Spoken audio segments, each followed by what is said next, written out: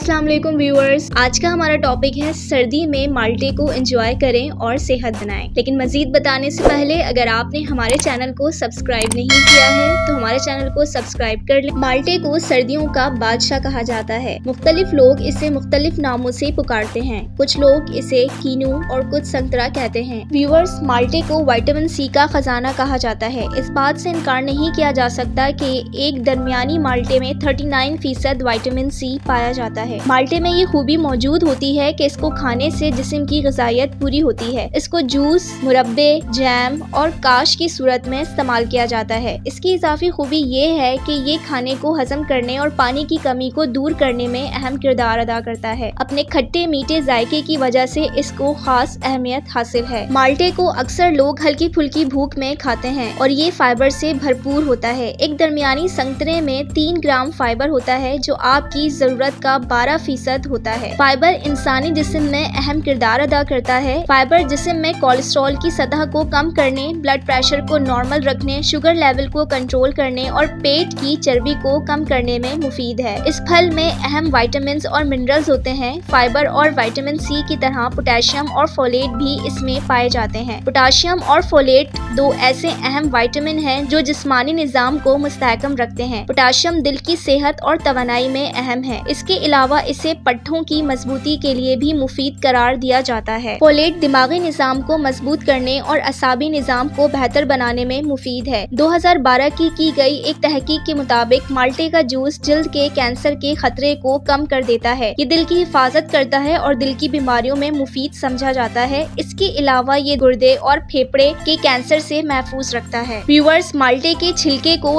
हुस्न की क्रीमों और बालों की खूबसूरती के लिए इस्तेमाल किया जाता है। इसके अलावा इसका इस्तेमाल खानों का जायका बढ़ाने के लिए भी किया जाता है। इतनी सारी अफादियत जानने के बाद सर्दियों में इस फल से फायदा उठाएं क्योंकि ये आपकी सेहत का मामला है। व्यूअर्स, मुझे उम्मीद है कि आपको हमारी ये वीडियो पसंद आई होगी। फैमिली एंड फ्रेंड्स के साथ जरूर शेयर कीजिए। अल्लाह हाफिज।